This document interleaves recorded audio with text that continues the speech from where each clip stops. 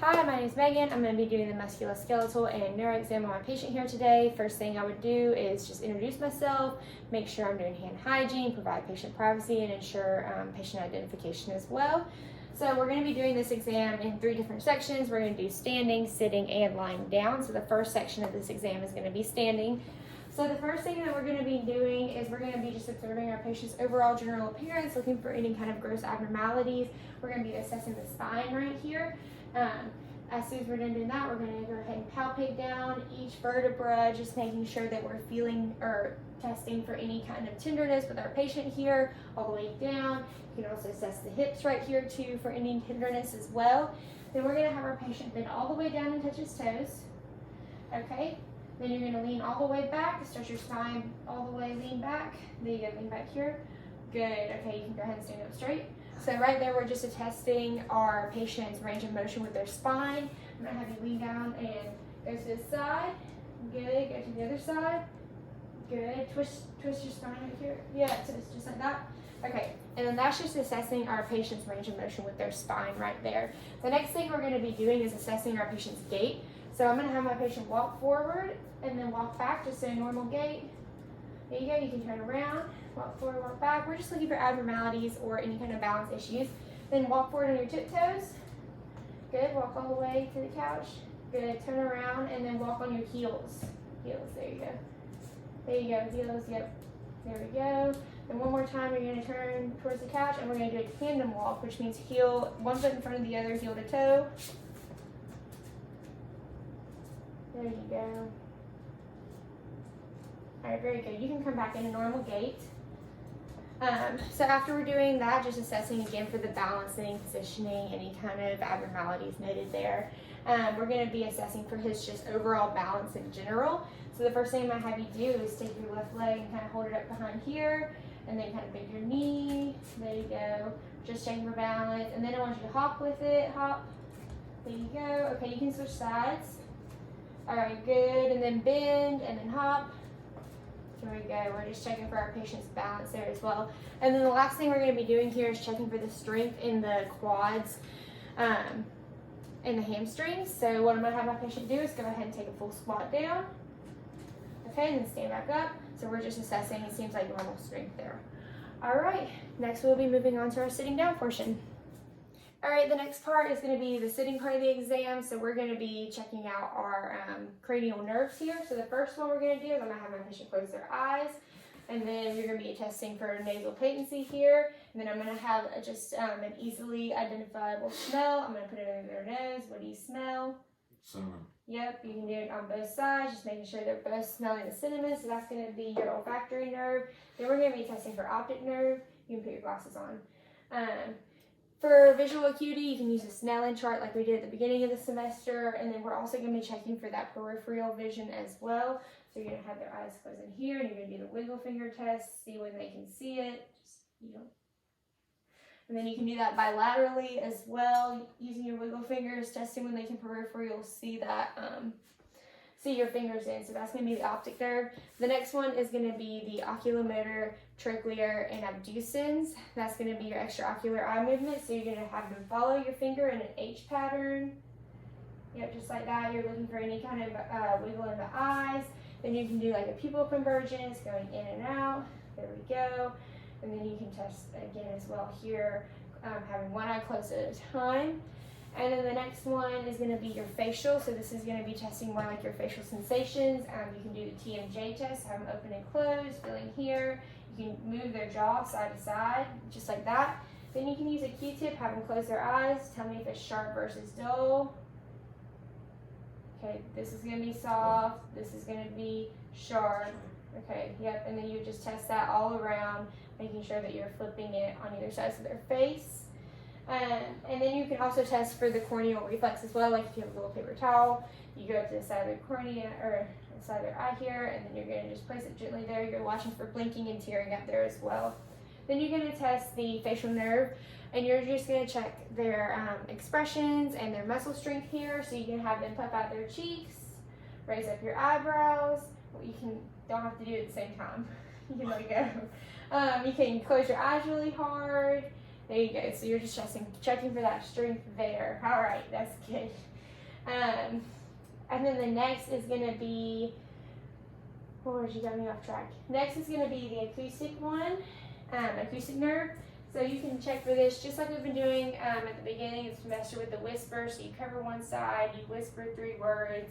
You do this bilaterally. You can check with the Weber test, making sure they can hear it equally on both sides. You can do the Renee test, putting it up to their mastoid bone here and then holding it up here, making sure that they hear longer with air than bone, just checking for that conduction. And then after that, we're going to be doing the spinal accessory nerves, or checking for spinal accessory nerves. So I'm going to have you lift up your shoulders here, checking for that trapezius. There you go, you can lift down. And then I'm going to have you push your face against resistance, turning this all the way, just there you go. And the other side, just like that, checking for the SCM muscle.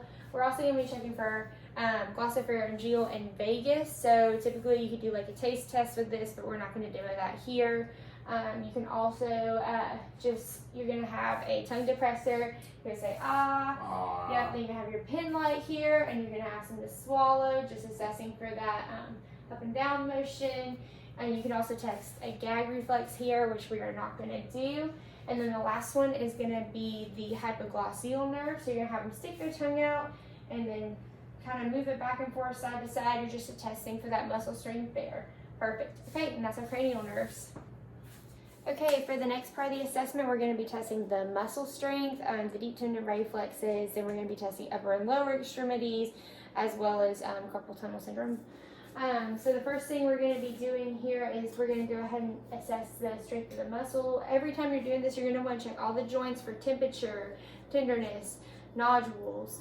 You're going to palpate first, and then you're going to see their range of motion and their strength. With the strength, we're grading on a 1 to 5 scale. For an individual like this that would be healthier and in shape, typically we have a +5 strength for that. So we're going to palpate here, feel for any tenderness.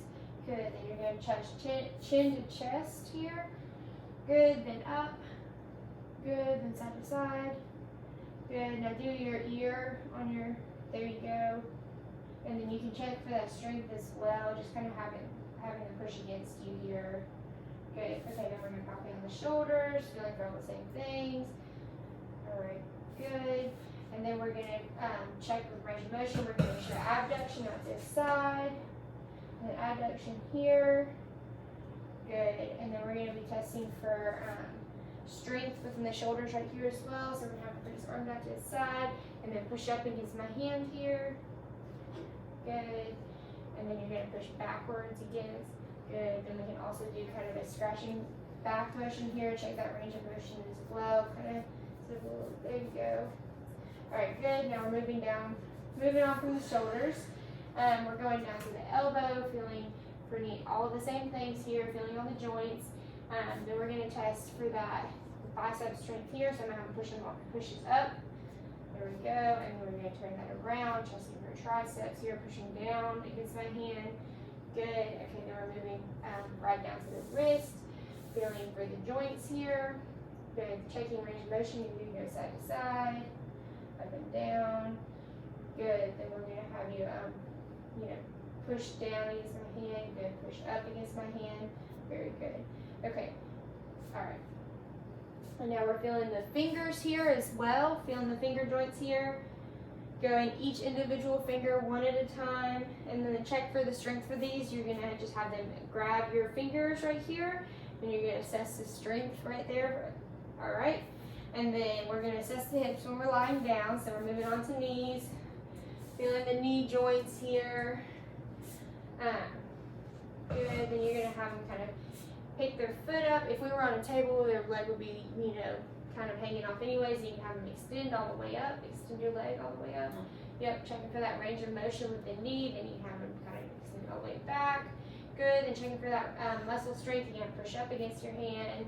Good. And then push down. Good. Okay, we're moving on to the ankles here. And then you would just have them kind of roll their ankle all around to check for that range of motion.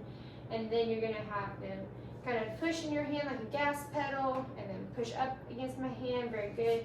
Then keeping their foot up, you're going to go ahead and assess every single joint in the toe as well. Okay, and the range of motion, you can have them move their toes up and down.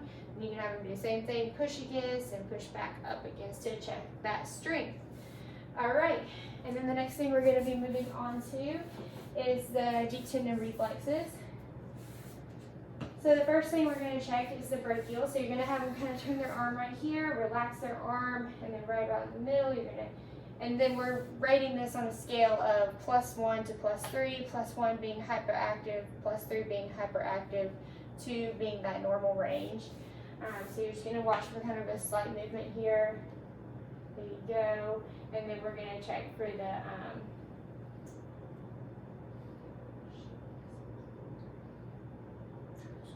you're going to check for the tricep right here, looking for a little bit of movement. Then we're looking for the brachioradialis, which is about 2 inches above right here. All right, looking for a little movement there. Good, then we're going to go, typically their leg will be hanging off here, and you could check right here to look for a little bit of jump. And then we're going to move, that's the patellar. Then we're going to move to the Achilles, same thing. It's going to be on the back, a little bit above the ankle right here, and you should be looking for a slight movement there. Okay, and then we're going to have the foot pop up here, and we're going to do the plantar. All right, come on. All right, we're going to do the plantar here, and maybe that's going to be +3 there. Doesn't like that one. Okay, then we're going to be assessing the upper and lower extremities. So we're going to have him do touch your nose to my finger and go back and forth. So touch your nose, touch my finger, back and forth. There we go, great. And then we're going to have him do, then we're going to have him do rapid movements on his thighs. So you're going to have hands turn over and back on your thighs. All right, pretty quick as you can. All right, that's good. That's good. All right, and then we're going to be assessing for,